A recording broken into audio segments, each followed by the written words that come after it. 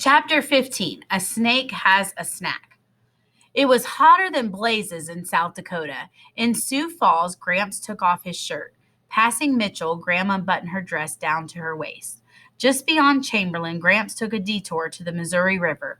He parked the car beneath a tree overlooking a sandy bank. Graham and Gramps kicked off their shoes. It was quiet and hot, hot, hot. All you could hear was a crow calling somewhere upriver and the distant sound of cars along the highway. The hot air pressed against my face, and my hair was like a hot, heavy blanket draped on my neck and back.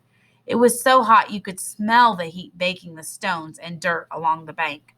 Graham pulled her dress up over her head, and Gramps undid his buckle and let his pants slide to the ground. They started kicking water at each other and scooping it up and letting it run down their faces. They walked in where it was knee deep and sat down. "Come on, Chickabiddy," Gramps called. Graham said, "It's delicious." I gazed up and down the river, not a soul in sight. The water looked cool and clear. Graham and Gramps sat there in the river, grinning away. I waded in and sat down. It was nearly heaven, with that cool water rippling and a high, clear sky all around us and trees waving along the banks. My hair floated all around me. My mother's hair had been long and black like mine, but a week before she left, she cut it. My father said to me, "Don't cut yours, Sal. Please don't cut yours." My mother said, "I knew you wouldn't like it if I cut mine." My father said, "I didn't say anything about yours." "But I know what you're thinking," she said. "I loved your hair, Sugar," he said. I saved her hair. I swept it up from the floor and wrapped it in a plastic bag and hid it beneath the floorboards in my room. It was still there, along with the postcard she sent. As Graham, Gramps, and I sat in the Missouri River, I tried not to think of the postcards. I tried to concentrate on the high sky and the cool water. It would have been perfect except for that ornery crow calling away, "Caw-caw, caw-caw." "Will we be here long?" I asked. The boy came out of nowhere. Gramps saw him first and whispered, "Get behind me, Chickabiddy." "You too," he said to Graham. The boy was about 15 or 16 with shaggy dark hair. He wore blue jeans and no shirt, and his chest was brown and muscular.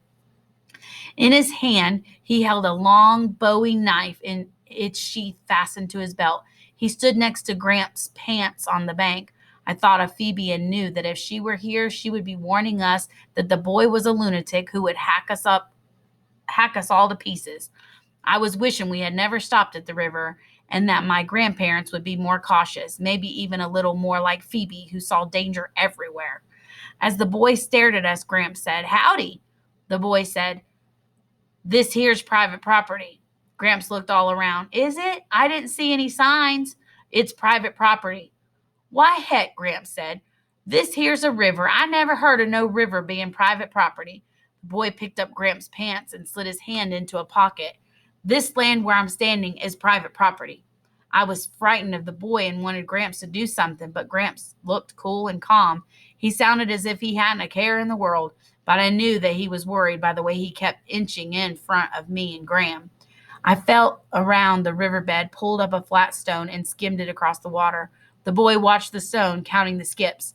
A snake flickered along the bank and slid into the water. "See that tree?" Gramps said. He pointed to an old willow leaning into the water near where the boy stood. "I see it," the boy said, sliding his hand into another of Gramps' pockets. Gramps said, "See that knothole? Watch what this here Chickabiddy can do to a knothole." Gramps winked at me. The veins in his neck were standing out. You could practically see the blood rushing through them. I felt around the riverbed and pulled up another flat, jagged rock. I had done this a million times in the swimming hole in Bybanks. I pulled my arm back and tossed the rock straight at the tree. One edge embedded itself in the knothole. The boy stopped rummaging through Gramps' pockets and eyed me. Graham said, "Oh," and flailed at the water. She reached down, pulled up a snake, and gave Gramps a puzzled look. "It's a water moccasin, isn't it?" she said. "It's a poisonous one, isn't it?" The snake slithered and wiggled, straining toward the water. "I do believe it has had a snack out of my leg." She stared hard at Gramps. The boy stood on the bank holding Gramps' wallet. Gramps scooped up Graham and carried her out of the water. "Would you mind dropping that thing?" he said to Graham, who was still clutching the snake. To me, he said, "Get on out of there, Chickabiddy." As Gramps put Graham on the riverbank, the boy came and knelt beside her. I'm sure glad you have that knife, Gramps said, reaching for it. As he made a slit in Graham's leg across the snake bite, blood trickled down her ankle. I grabbed Graham's hand as she stared up at the sky. Gramps knelt to suck out the wound, but the boy said, Here, I'll do it. The boy placed his mouth against Graham's bloody leg. He sucked and spit, sucked and spit. Graham's eyelids fluttered. Can you point us to a hospital? Gramps said. The boy nodded as he spit. Gramps said the boy carried Graham to the car and settled her. Gramps and the boy carried Graham to the car and settled her in the back seat while I snatched their clothes from the riverbank. We placed Graham's head on my lap and her feet on the boy's lap. And all the while the boy continued sucking and spitting. In between, he gave directions to the hospital. Graham held on to my hand. Gramps, still in his boxer shorts, and dripping wet, carried Graham into the hospital. The boy's mouth hovered over her leg the whole time, sucking and spitting. Graham spent the night in the hospital. In the waiting room, the boy from the riverbank sprawled in a chair. I offered him a paper towel. You've got blood on your mouth, I said. I handed him a $50 bill. My grandfather said to give you this. That's all the cash he has right now. He said to tell you thanks. He'd come out himself, but he doesn't want to leave her. He looked at the $50 bill in my hand. I don't need it. You don't have to stay, I said. He glanced around the waiting room. I know it. He looked away and then said, I like your hair. I was thinking of cutting it. Don't. I sat down beside him. He said, it wasn't really private property. I didn't think so. Later, when I went to see Graham, she was all tucked up in bed, pale and sleepy. Next to her on the narrow bed, Gramps was lying on top of the covers, stroking her hair. A nurse came in and made him get off the bed. He had by now put his pants on, but he looked a wreck. I asked Graham how she was feeling. She blinked her eyes a few times and said, Piddles.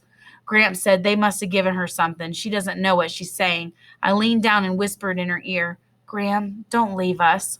Piddles, Graham said. When the nurse left the room, Gramps climbed back on top of the bed and lay down next to Graham. He patted the bed. Well, he said, this ain't our marriage bed, but it will do.